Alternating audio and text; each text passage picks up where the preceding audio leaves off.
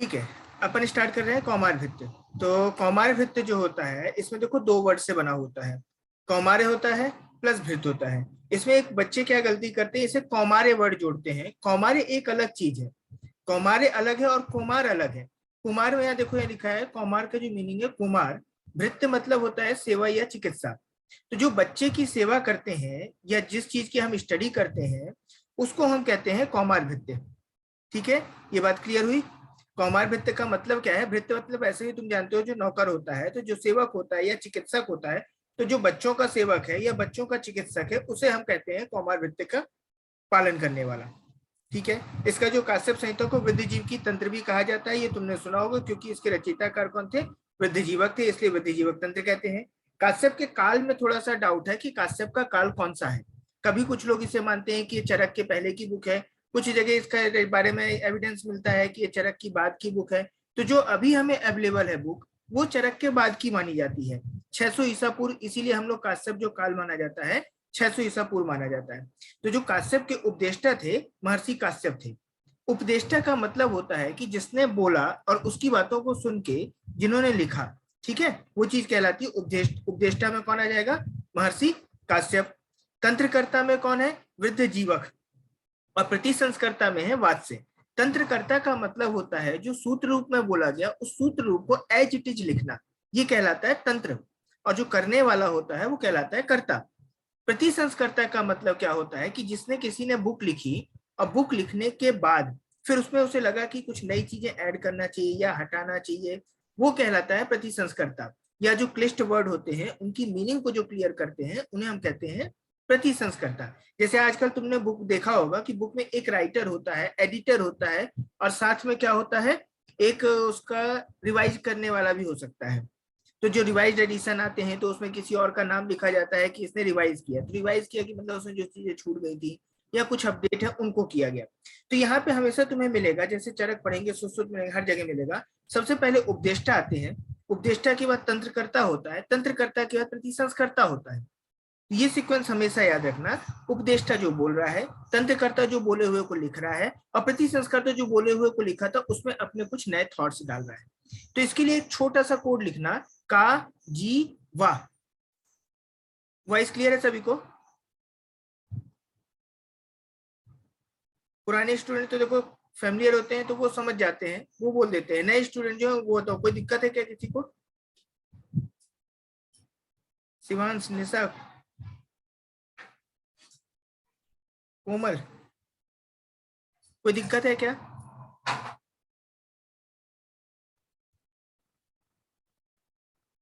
Okay ठीक है, चलो। तो इसमें एक छोटा सा कोड लिखना, का जी वाह। ठीक है, तो काजीवा से हो जाएगा काश्यप हो जाएगा, जीवक से वृद्धि जीवक हो जाएगा, वाद से क्या हो जाएगा? वाद से हो जाएगा। संकलनकर्ता में लिखा हुआ है पंडित हेमराज शर्मा। जो अपनी जो काश्यप संहिता है ये बिखरी हुई रूप में थी, इसको किसी ने इकट्ठा किया और इसके घूमे हुए पेजों को लिखाया, या फिर उसके अपनी बुद्धि के अनुसार उसमें कुछ और नए वर्ड्स जोड़े, उसको हमने कहा संकलनकर्ता। तो संकलनकर्ता कौन है? पंडित हेमराज शर्मा। ये नेपाल के राजगुरु हैं, नेपाल के राजगुरु थे। उन्होंने क्या किया था? काश्यप संहिता को संकलित किया था, तो इसीलिए इनका नाम आता है हेमराज शर्मा।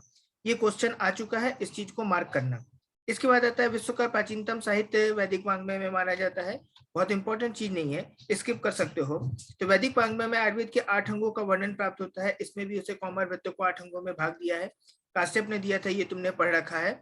इसके बाद देखो यहाँ पे द्वापर में अष्टांग आयुर्वेद का विभाजन धन्वंतरी द्वारा किया गया था, ये पहले अपन ने पढ़ा था। कि जब अपन ने सुश्रुत सूत्र एक देखा था तो वहां पे अपन ने पढ़ा था कि जब वहां ब्रह्मा ने निर्माण किया था तो ब्रह्मा ने ही 8 अंगों में बांटा था। तो ये द्वापर वगैरह अपन को इतनी इंपॉर्टेंट लाइनें नहीं है, इन दो लाइनों को चाहो तो तुम स्किप कर सकते हो, कोई काम की चीज नहीं है। कहीं से मिला था, कलेक्शन था तो लिख दिए थे। इसमें दूसरा क्वेश्चन यहाँ से बनता है, तो देखो इसमें पहला क्वेश्चन जो यहाँ से बनता है कि काश्यप संहिता किसने लिखी। पहला क्वेश्चन यहाँ से बनेगा, तो तुम बता सकते हो काश्यप महर्षि मरीचि है। वृद्ध जीवक उसके तंत्र करता थे, वात्स्य ने उसका प्रतिसंस्कार किया।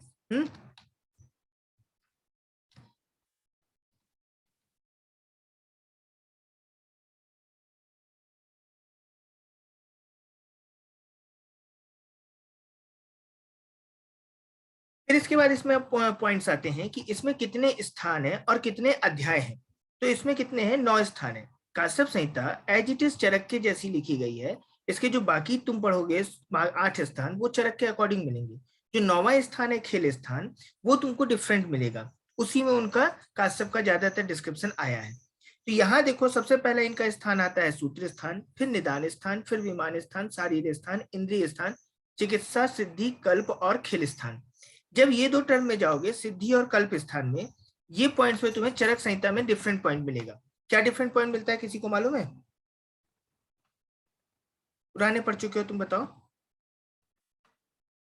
क्या डिफरेंट पॉइंट मिलता है? हेलो, पहले कल्प होता है फिर सिद्धि, कल्प स्थान आता है फिर सिद्धि आता है। तो लोग याद करोगे सुनी विसाई चिक्सी, एक छोटा सा वर्ड लिखोगे, सु नी वी सा ई ची क सी, का से कल्प स्थान आएगा, दूसरे में सिद्ध स्थान आएगा। ये तुमको किसका क्रम है? चरक का। जब यही चीज काश्यप में याद करोगे तो सुनी विसाई ची तक ठीक है, सिर्फ क्या हो जाएगा, सिद्धि स्थान पहले आ जाएगा, कल्प स्थान बाद में आएगा। ये डिफरेंस मिलता है, खिल स्थान एक्स्ट्रा मिलता है, ये याद करना। तो यहाँ छोटा सा कोड लिखोगे सुनी विसाई चिक्सी, और इसमें काश्यप संहिता में टोटल 9 स्थान होते हैं, जबकि चरक संहिता में तुमने 8 स्थान पढ़ रखे हैं। ठीक है, यहाँ देखो यहाँ लिखा भी है चरक संहिता में 8 स्थान है, 9वां स्थान जो है कल्प स्थान सिद्धि इसमें एक्स्ट्रा जुड़ा हुआ है। इसमें देखो चरक संहिता में 120 अध्याय पढ़ते हैं, काश्यप संहिता में 120 अध्याय ही है। बाद में 80 अध्याय जो है अपन को किसके मिलते हैं? खिल स्थान के मिलते हैं। तो टोटल अपन को काश्यप संहिता में 200 अध्याय हो जाते हैं, 200 अध्याय होते हैं। और इसमें एक चीज और क्वेश्चन मिलता है कि वर्तमान में जो अपन को काश्यप संहिता उपलब्ध है उसमें कितने अध्याय उपलब्ध है? तो 25 अध्याय हम लोगों को अभी मिलते हैं, बाकी सब क्या है, विलुप्त है, खो गए हैं। तो इसमें 25 टर्म तुम लोगों को याद रखना होगा, और 120 प्लस 80, 120 अध्याय जो सूत्र स्थान में है वह टोटल है, 80 बाद में है। सूत्र पूछा जाता है तो 74, 46, वैसे अभी तक काश्यप का कभी सूत्र नहीं पूछा गया है, इसलिए इसको ज्यादा ध्यान देने की जरूरत नहीं है। सूत्र में देखो इनके 30 अध्याय हैं, जैसे चरक में है, निदान स्थान में जैसे 8 अध्याय वैसे इसमें है, विमान स्थान में 8 अध्याय, शारीर स्थान में 8 अध्याय। तो चरक तुम लोगों को मालूम है 2 पार्ट में लिखी गई है, पूर्वार्ध लिखी गई है, उत्तरार्ध लिखी गई है। तो जो पूर्वार्ध के जितने भी अपन पढ़ते हैं उसमें सबसे ज्यादा चैप्टर है सूत्र स्थान 30, फिर उसके बाद जो बाकी पार्ट पढ़ते हैं निदान विमान शारीर, उसमें 8 ही स्थान है, इंद्रिय स्थान बस में 12 स्थान है। जब यही चीज हम उत्तरार्ध में जाते हैं तो वो हमको थोड़ी और इजी हो जाती है, क्योंकि उसके चिकित्सा स्थान में 30 अध्याय है, बाकी सब में 12-12 अध्याय है, तो याद करना आसान हो जाता है चरक का। अगर चरक के हम चैप्टर्स देखें तो तुम लोग बोलते जाना, सूत्र में कितने चैप्टर हैं बोलो? 30। निदान स्थान में कितने हैं? 8। विमान स्थान में कितने हैं? 8। में कितने हैं? 8। इंद्रिय में कितने हैं?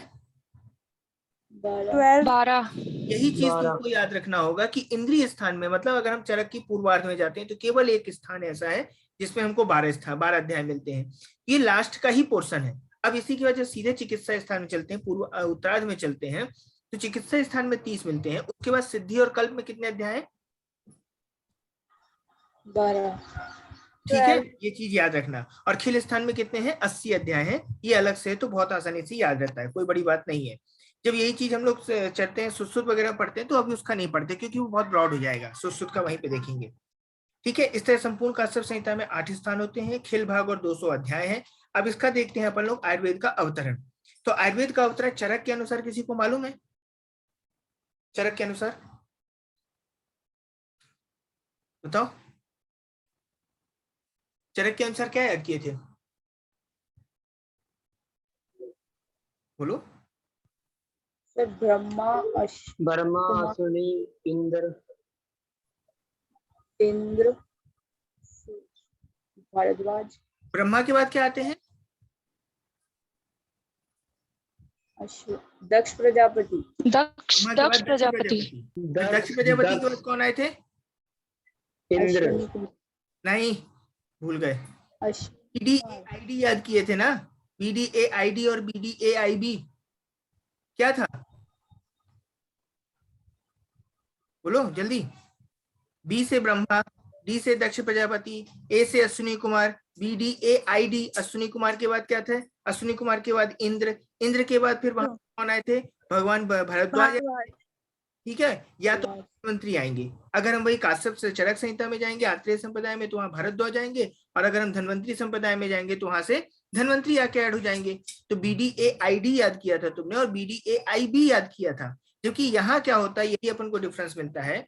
ब्रह्मा से सीधे अश्विनी कुमार, अश्विनी कुमार से इंद्र, और इंद्र ने डायरेक्ट ज्ञान दिया था 4 लोगों को, काश्यप को, वशिष्ठ को, भृगु को, अत्रि को। तो तुम लोग इसमें एक छोटा सा कोड लिखना BAIK, बाइक। बच्चों को बाइक पसंद होती है तो बाइक याद करो, ब्रह्मा, अश्विनी कुमार, इंद्र और काश्यप, बाइक BAIK। जबकि अगर चरक और सुश्रुत का याद करना है तो BDAID, BDAIB, ब्रह्मा, दक्ष प्रजापति, अश्विनी कुमार, फिर इंद्र, इंद्र के बाद फिर धन्वंतरी, या तो धन्वंतरी नहीं आएंगे तो भारद्वाज। और भारद्वाज के आगे की परंपरा तुम लोगों को मालूम है, धन्वंतरी के आगे की परंपरा मालूम है। तो यहाँ क्वेश्चन आता है, इसमें पहले कभी क्वेश्चन पूछा जाता था कि आयुर्वेद का अवतरण काश्यप के अनुसार क्या है, तो पहले किसका आया, तो इसमें सीक्वेंस करके क्वेश्चन पूछा जा सकता है कि ब्रह्मा के बाद किसके पास आया, या फिर अश्विनी कुमार के बाद किसके पास ज्ञान आया, इंद्र ने किसको किसको ज्ञान दिया। अगर ऐसा क्वेश्चन आ सकता है कि काश्यप की संहिता के अनुसार इंद्र ने आयुर्वेद का ज्ञान किनको दिया, तो आएगा काश्यप, वशिष्ठ, भृगु और अत्रि। जब यही चीज तुम चरक संहिता में जाओगे तो वहां क्वेश्चन बनेगा कि इंद्र ने किसको ज्ञान दिया, तो इंद्र ने या तो धन्वंतरी को ज्ञान दिया या तो भारद्वाज को दिया। तो तुमने चरक सूत्र स्थान पहले में पढ़ा था कि उग्र तपा, भारद्वाज जो है अपने उग्र तप से इंद्र के पास जाके ज्ञान लेने में सक्षम हुए। ठीक है, ऐसा पढ़ा ना। तो बस यहाँ से ये क्वेश्चन बन सकता है, बहुत ज्यादा ऐसा टफ चीज नहीं है कि अपन इसमें ऐसा याद करने के लिए रहे परेशान हो इसको। ठीक है, इसके बाद अपन देखते हैं इसका तंत्र निर्माण। तो तंत्र निर्माण इनकी थोड़ी सी कहानी टाइप की है। कहानी टाइप की कैसी है कि एक 5 वर्षीय ऋचिक पुत्र थे। ऋचिक पुत्र रहे होंगे, अब ये ऋचिक किसी का नाम था कि ऋषि था, क्या पता नहीं जानते, जो लिखा है अपन एक्चुअली उसी के अनुसार पढ़ेंगे कि ऋचिक पुत्र थे जीवक, उनका नाम था जीवक। उन्होंने काश्यप संहिता को संक्षिप्त रूप में निर्माण किया। तो लोगों ने कहा कि ये बाल भाषित है। बाल भाषित मतलब क्या हुआ कि एक बालक ने बनाया है, तो हम कैसे मान लें कि ये बहुत अच्छी बुक होगी। मतलब उसको उन्होंने इंपॉर्टेंस ही नहीं दी, बेइज्जती कर दी उनकी। तो इनको थोड़ा सा गुस्सा आया। इन्होंने क्या किया, कनखल एक जगह रही तो वहां पे गंगा थी, तो वहां पे डुबकी लगाए, और डुबकी लगाने के बाद सीधे ये बड़े बन गए, है ना, एडल्ट रूप में आ गए। फिर इनकी बुक का नाम क्या हो गया, वृद्ध जीवक। यही चीज वृद्ध जीवक कन्वर्ट हुए। तो पहले वही चीज काश्यप थे, जीवक थे, जो बाद में बदल गए वृद्ध जीवक। फिल्मों में तुमने देखा होगा कि हीरो पहले क्या करते हैं, जाता है समुद्र के किनारे, छोटा सा खेल रहा होता है, एक डुबकी लगाता है, डुबकी लगाने के बाद सीधे वो एडल्ट बन जाता है। तो यही कहानी जो है काश्यप संहिता के निर्माण की है। तो ये यूजी में कहानी लिखने के लिए अच्छी होती है, पीजी में इनसे ऐसा कोई क्वेश्चन आने की संभावना नहीं है। अगर ये क्वेश्चन बन सकता है कि वो जो क्षेत्र का नाम था क्या था, तो कनखल स्थित गंगा, कनखल में स्थित गंगा। अभी कनखल क्या चीज है ये क्लियर नहीं है, ठीक है, तो इसे ऐसे ही आजकल याद करेंगे कि कनखल स्थित गंगा में वृद्ध जीवक। अब इसमें क्या हुआ, जो लुप्त तंत्र को अनायास यक्ष ने धारण किया। पहले ऐसा चलता था कि कोई चीज खो जाती थी या कोई चीज की रखवाली किसी को दी जाती थी, एक यक्ष किसी को चिन्हित कर दिया जाता था कि ये उसकी रक्षा करेगा। तो कोई अदृश्य शक्ति होती थी, उसको अपन मानते थे। ठीक है, ये कहानी के रूप में है। जीवक वंश वात्स्य द्वारा इसका संस्कार किया गया, जो अपन ने ऊपर देखा था का जी वा, तो काश्यप ने उसका निर्माण किया था।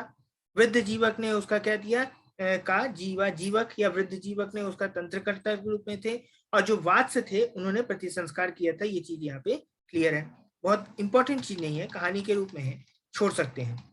अब यहाँ से इंपॉर्टेंट चीज स्टार्ट होती है कि कौमारभृत्य की निरुक्ति और परिभाषा। ये परिभाषाएं लिख दी जाती हैं और पूछा जाता है कि ये किसने बताया।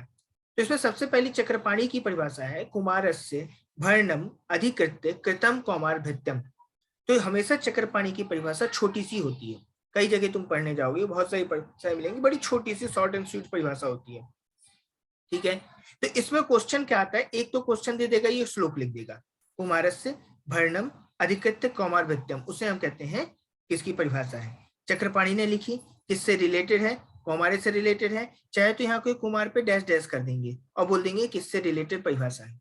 अब इसके बाद इसमें एक टर्मिनोलॉजी पूछी जाती है, जो बीएचयू वगैरह में क्वेश्चन आते हैं, बीएचयू में जामनगर में वहां पूछे जाते हैं। भरणम अधिकृत्य, भरण मतलब होता है किसी का पोषण करना। तो एक बच्चे में सबसे इंपॉर्टेंट चीज यही होती है कि हम उसको खिलाते हैं, कैसे उसका नरिशमेंट हो, उसका एक ग्रो अच्छी हो, इस चीज का बहुत इंपॉर्टेंस दिया जाता है।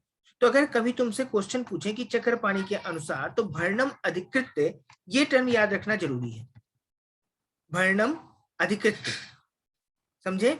अगर भर्णम अधिकृत्य पकड़ लोगे तो ये परिभाषा किसकी है, चक्रपाणी की है। चक्रपाणी ने इसको बाद में थोड़ा और डिटेल किया।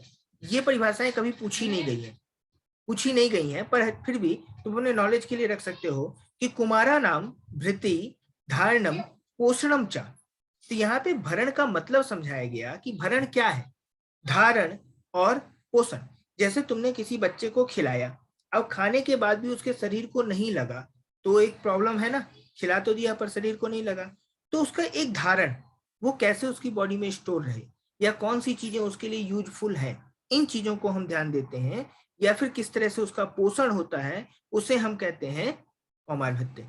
ये चक्रपाणी ने आगे ही भर्णम की मीनिंग को समझाया, धारणम पोषणम च, भृति धारणम पोषणम च, इतना इंपॉर्टेंट वर्ड है और इसमें ऐसा कोई चीज नहीं है। सुश्रुत के अनुसार चलते हैं, तो सुश्रुत सूत्र 1 की परिभाषा है। सुश्रुत सूत्र 1 में अष्टांग आयुर्वेद को पूरा डिवाइड किया गया। अष्टांग आयुर्वेद के 8 अंगों की उन्होंने परिभाषा बताई कि कैसे ये चीज, हम किस चीज को सर्जरी में इंक्लूड करेंगे, किसको काय चिकित्सा में इंक्लूड करेंगे, किसको शालाक्य में इंक्लूड करेंगे। उसी में से एक परिभाषा है कौमार भृत्यम नाम, कोई काम का नहीं यहाँ तक, कुमार भरण, एक वर्ड कुमार भरण, तो कुमार का भरण करना है। दूसरा इसमें पॉइंट होगा धात्री क्षीर दोष संशोधनार्थ, तो जो धात्री के जो क्षीर है, दुग्ध है, उसमें जो अशुद्धियां हैं उनको भी संशोधन करने का जिसमें बात की गई हो, मतलब फीमेल पोर्शन को इंक्लूड किया गया, जो ऑप्स पोर्शन है उसको इंक्लूड किया गया। फिर एक आता है इसमें तीसरा पॉइंट, दुष्ट स्तन्य ग्रह समुत्थानाम, दुष्ट स्तन्य और ग्रहों के कारण, समुत्थान का मतलब होता है निदान, निदान का पर्याय है, ये क्वेश्चन भी पूछा जाता है कि समुत्थान क्या है। समुत्थान निदान है, हमारे में जो कॉज है उसे हम समुत्थान बोलते हैं, ठीक है। तो दुष्ट स्तन्य ग्रह समुत्थानाम च व्याधि नाम उपशमनार्थम, तो जो दुष्ट स्तन्य होता है, दूषित स्तन्य है, उसके कारण या ग्रह के कारण जो रोग होते हैं उसको हम क्या कहते हैं, कौमारभृत्य कहते हैं।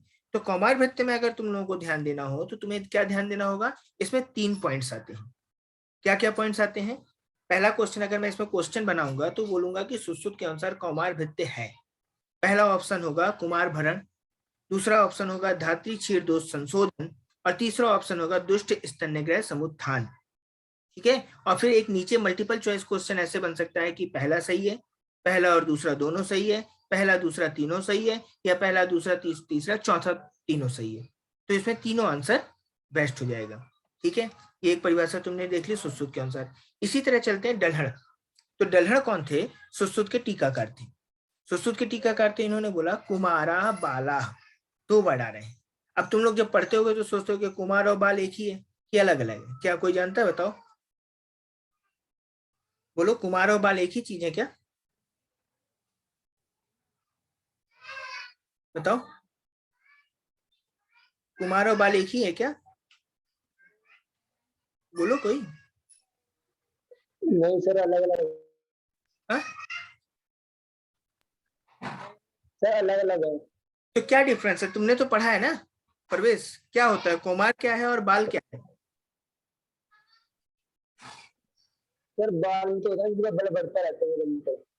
हाँ, जिसका दिन प्रतिदिन बल का संवर्धन होता है उसे हम तो कुमार का वो है। ठीक है। और जो कुमार होता है उसे क्या कहते हैं? कुमार किसे कहते हैं? जिसका मरण का भय रहता है उसका कुमार कहते हैं। कुछ सिता है मार्यंती, मरण का भय रहता है। कुछ सिता है मार्यंती, जिसकी मोर्टेलिटी रेट ज्यादा होती है। तुमने देखा होगा इन्फेंट मोर्टेलिटी रेट अपन लोग देखते हैं, तो इन्फेंट मोर्टेलिटी, जिसकी मोर्टेलिटी रेट ज्यादा है, तो 1 साल का जो बच्चा है उसकी लाइफ एक्सपेक्टेंसी बहुत कम होती है। तो यहाँ कुमार कहने से मतलब इनका यही चीज है कि 1 साल का बच्चा। बाल कहने से मतलब है कि जब तक उसमें बल का संवर्धन होता है, जो कि अपन 13, 14 साल, 16 साल तक मानते हैं। तो पूरी संहिताओं में, पंचायत चरक संहिताओं, सुश्रुत संहिताओं, हर जगह जो है बालक का मतलब क्या माना जाता है? 16 साल माना जाता है। तो ठीक है, डल्हड़ ने 2 चीजों को डिफाइन किया, कुमार को डिफाइन किया, बाल को डिफाइन किया। फिर बोला तेसाम भृत्य धारणम पोषणम चा, यही चीज देखो चक्रपाणी ने यूज की थी, भृतिर्धारणम पोषणम चा, यही चीज इन्होंने भी आज यूज किया था, भृतिर्धारणम पोषणम चा। डिफरेंस क्या है, चक्रपाणी ने केवल कुमारा नाम के लिए यूज किया था, जबकि डल्हर ने यूज किया था कुमार और बाल के लिए। समझ गए दोनों की परिभाषा में क्या डिफरेंस है? अगर कभी देता है तो पहचान जाओगी किसकी परिभाषा है। फिर बाकी इसके लिखा है सच तस्य भृतम इदम तंत्रमिति कौमार भृत्यम, कोई काम की चीज नहीं अपनी। जो बच्चे श्लोक नहीं याद कर पाते उनके लिए ये पॉइंट्स पकड़ने की जरूरत है, और जो श्लोक याद कर लेते हैं उनके लिए तो कोई दिक्कत ही नहीं है। ये परिभाषाएं नहीं पूछी गई चक्रपाणी और डल्हड़ की, सेकंड वाली नहीं पूछी गई। चक्रपाणी की पहली परिभाषा कई बार पूछी गई है, सुश्रुत की कई बार पूछी गई है, हारित की भी ये क्वेश्चन पूछा जाता है। हारित ने देखो थोड़ा सा साइंटिफिक तरीके से बात की कि बाल चिकित्सा में गर्भोपक्रम विज्ञान, सूतिकोपक्रम विज्ञान, बाल रोग समनम का समावेश है।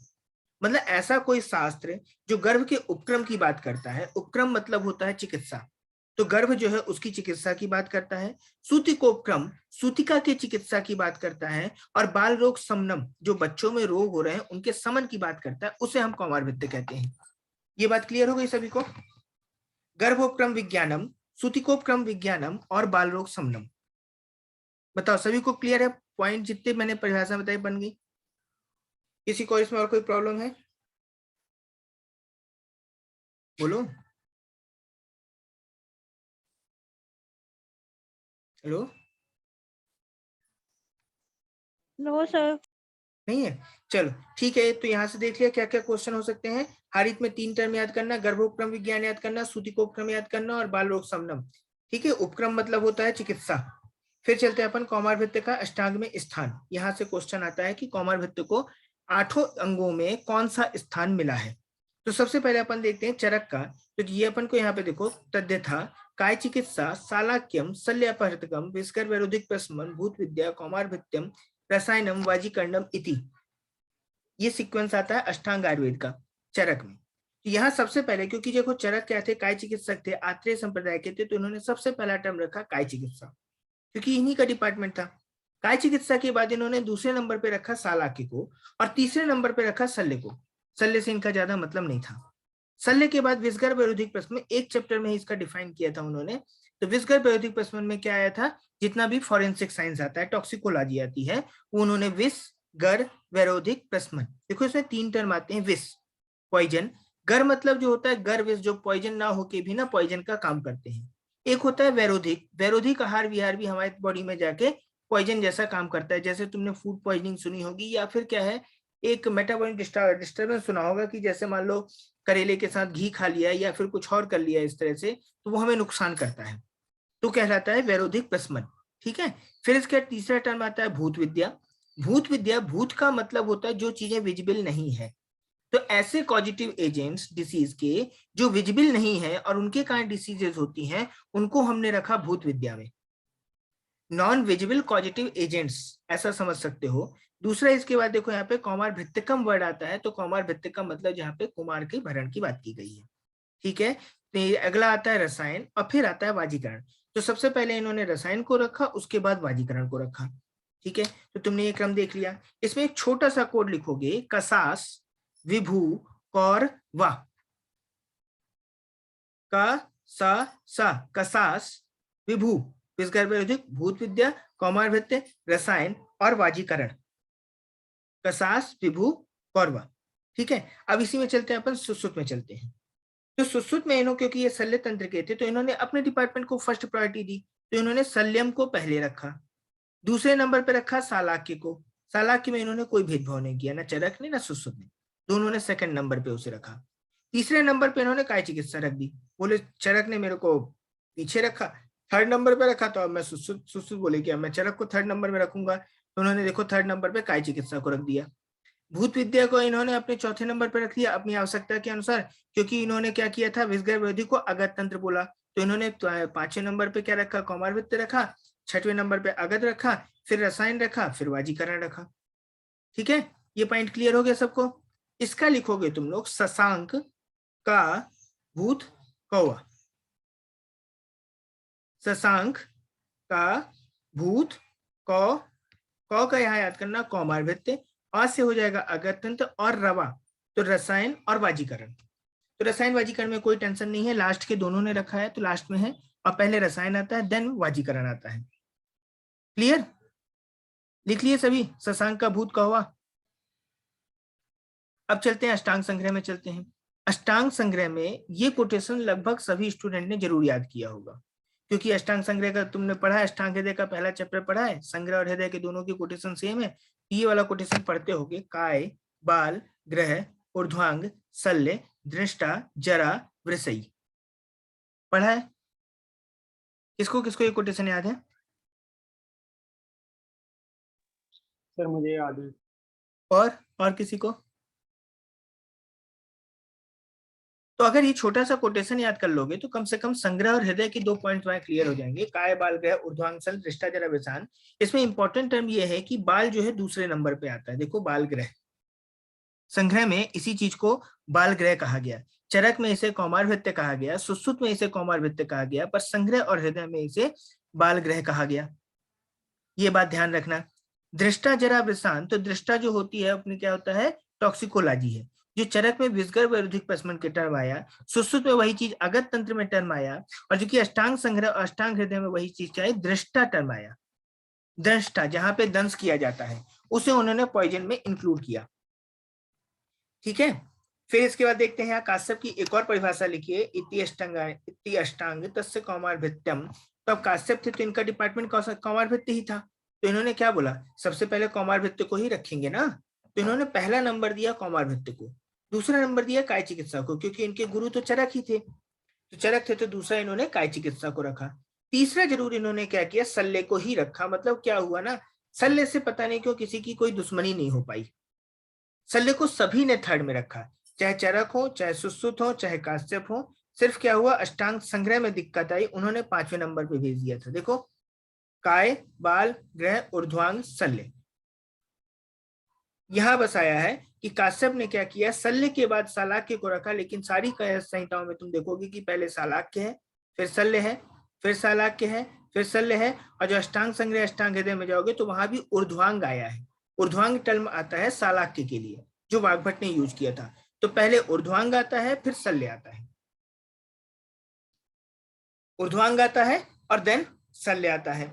ठीक है, फिर इसके बाद देखो अब यहाँ पे, तो कौमारभृत्य, काय चिकित्सा, शालाक्य, शल्य, शालाक्य, विस्तंत्र, भूत तंत्र, अगत तंत्र, रसायन तंत्र। ये थोड़ा सा यहाँ पे एक चीज दिक्कत है, देखो उन्होंने विस्तंत्र का भी वर्णन किया है, अगत तंत्र का भी वर्णन किया है। ये चीज याद रखना है, इसमें जो तंत्रों के नाम में है विस्तंत्र भी है, अगत तंत्र भी है। अब तुमको इसका याद करना हो तो इसके लिए एक छोटा सा कोड बना सकते हो, काका और उसमें सास, और काका सास 4 वर्ड तो याद हो जाएंगे, विभू, विभू और अगध और रसायन, विभुआर। वाजीकरण का वर्णन नहीं किया काश्यप ने, ऐसा क्यों, भूल गए थे क्या? बताओ, वाजीकरण लिखना भूल गए क्या काश्यप?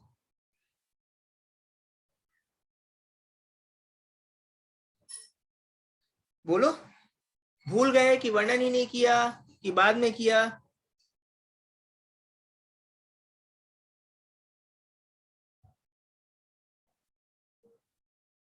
कोई तो बोलो।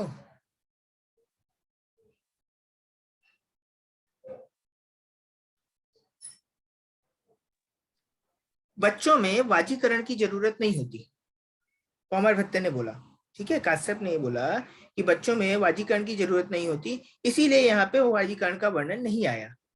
तो रसायन तक वर्णन किया, वाजीकरण तक वर्णन नहीं किया। तो काका, सास, विभू और अगध, रसायन लास्ट में याद करोगे। काश्यप के अनुसार कौमारभृत्य समस्त अंगों में सबसे प्रधान व आदि अंग है, क्योंकि काश्यप ऐसा बोलते हैं कि बच्चों पे ही तो भविष्य टिका हुआ है। तो यदि हमने बच्चों को अच्छा कर दिया, बच्चों का स्वास्थ्य अच्छा कर दिया, तो एडल्ट का स्वास्थ्य तो अपने आप अच्छा होगा। इसीलिए सबसे प्रधान बोला उसे और सबसे पहले नंबर पे रखा, और ये अंगों में भी सबसे प्रधान अंग हो गया। ठीक है, कौमारभृत्यम अष्टानाम तंत्राणाम अध्ययत उच्यते, आयुर्वेदा देवानाम हविय महतो अनेन ही संवर्धितम चिकित्सन्ते। इस तरह का क्वेश्चन काश्यप से रिलेटेड है, बस यही याद करने लायक है और इसमें और कोई काम की चीज नहीं है इस कोटेशन में। तो देखो, इसमें इन्हीं चीजों के एक समराइज रूप में एक लाइन लिखी है कि अष्टांग आयुर्वेद में कौमारभृत्य को काश्यप ने प्रथम, मालूम है, वाग्भट ने द्वितीय, काय, बाल फिर इसका सुश्रुत ने पंचम, सुश्रुत ने पंचम में रखा था कि वहां पहले शल्य रखा था, फिर शालाक्य रखा था, फिर काय चिकित्सा रखा था, फिर भूत विद्या रखा था, और देन कौमारभृत्य रखा था। तो सुश्रुत के अनुसार कौन से 5वें नंबर पे आता है। देखिए चरक ने क्या लिखा था, 6वें स्थान पे लिखा था। तो तुम लोग ऐसा बना सकते हो, जैसे एक टर्म बनाते थे हम लोग, चवासु बनाते थे, चरक वाग्भट और सुश्रुत, चवासु।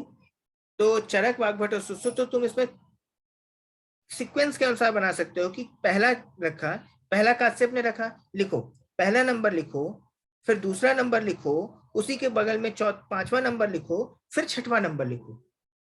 तो पहले के ऊपर लिखो का, दूसरे के ऊपर लिखो वा, 5वें के ऊपर लिखो सुश्रुत सु, और 6वें के ऊपर लिखो चरक। तो कवा सुच, एक छोटा सा वर्ड याद करना, कवा सुच, 1 2 5 6, 1 2 5 6, ठीक है, क्लियर। तो इसमें ना काश्यप का क्वेश्चन पूछा जा चुका है कि काश्यप ने कौमारभृत्य को कौन से नंबर पे रखा था, वाग्भट का क्वेश्चन पूछा जा चुका है कि वाग्भट ने कौन से नंबर में रखा था, और शायद सुश्रुत का पूछा जा चुका है, चरक का नहीं पूछा गया है।